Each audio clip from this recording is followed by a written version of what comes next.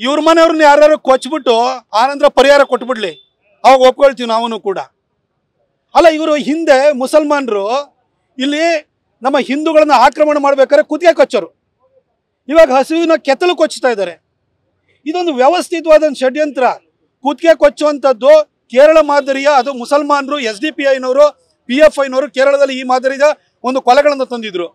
ಇವತ್ತು ಹಿಂದೂಗಳ ಕೊಲೆಯನ್ನು ಇಲ್ಲಿ ರಾಜು ಮಾಡಿರ್ಬೋದು, ರುದ್ರೇಶ್ ಮಾಡಿರ್ಬೋದು, ಇದೇ ಥರ ಮಾಡಿದ್ರು. ಈಗ ಹಸುಗಳನ್ನು ಬಿಡ್ತಾ ಇಲ್ಲ, ಹಿಂದೂಗಳ ಧಾರ್ಮಿಕ ಭಾವನೆಗಳಿಗೂ ಪೆಟ್ಟು ಕೊಡಬೇಕು ಅಂತೇಳಿ ಹೇಳ್ಬಿಟ್ಟು ಇವತ್ತು ಹೊರಟಿದ್ದಾರೆ. ಅಲ್ಲ ಸಿದ್ದರಾಮಯ್ಯನವರೇ, ನೀವು ಗಾಂಧಿ ಹೆಸರನ್ನ ಪದೇ ಪದೇ ಹೇಳ್ತಾ ಇರ್ತೀರಿ, ನಿಮ್ಮ ಪಕ್ಷದವರು, ನಿಮ್ಮ ಸರ್ಕಾರದವರು. ಗಾಂಧಿ ಅವರು ಗೋಮಾತೆ ಅಂತ ಹೇಳಿದಂಥವ್ರು, ಗೋವಿಗೆ ರಾಷ್ಟ್ರೀಯ ಪ್ರಾಣಿಯ ಸ್ಥಾನಮಾನ ಕೊಡಬೇಕು ಅಂತ ಹೊರಟಂಥವ್ರು. ಅಂತ ಹಸುವಿನ ಕೆತ್ತಲು ಕೊಚ್ಚಿದ್ರೆ ಅದನ್ನು ನೀವೊಂದು ಸಣ್ಣ ಪುಡಿ ಪ್ರಕರಣ ಅಂತೇಳಿ ಹೇಳ್ಬಿಟ್ಟು ಸ್ಟೇಷನಲ್ಲೇ ಮುಚ್ಚಾಕ್ತಿರಲ್ಲ. ನೀವು ಗಾಂಧಿಯವರಿಗೆ ಕೊಡ್ತಾ ಇರೋ ಮರ್ಯಾದೆ ಇದೇನಾ?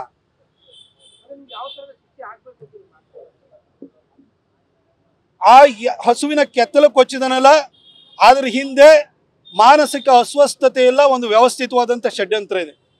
ಇದ್ರ ಬಗ್ಗೆ ಕೂಲಂಕಷವಾದ ತನಿಖೆ ಬೇಕು. ಅದ್ರ ಜೊತೆಗೆ ಆ ಸ್ಟೇಷನ್ ಬೇಲನ್ನ ಏನು ಕೊಟ್ಟು ಅವ್ನು ಹೊರಗಡೆ ಹಾಕಿದ್ರಲ್ಲ, ಅವ್ನು ಮಾನಸಿಕ ಅಸ್ವಸ್ಥ. ಇನ್ನೂ 4 ಹಸುನು ಕೊಚ್ಬೋದು, ಜನನೂ ಕೊಚ್ಬೋದು. ಜನಕ್ಕೆ ಏನು ರಕ್ಷಣೆ ಕೊಡ್ತೀರಿ ನೀವು? ಅವಾಗಲೂ ಇದೇ ರೀತಿ ಮಾತಾಡ್ತೀರ ನೀವು.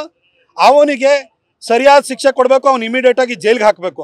ಅವನು ಯಾವ ರೀತಿ ಹಸುವಿನ ಕೆತ್ತಲನ್ನು ಕೊಚ್ಚಿದನೋ ಅದಕ್ಕೆ ಸರಿಸಮಾನವಾದ ಶಿಕ್ಷೆಯನ್ನು ಅವನಿಗೂ ಕೊಡಬೇಕು ಅಂತ ನಾವು ಒತ್ತಾಯಿಸ್ತೀವಿ.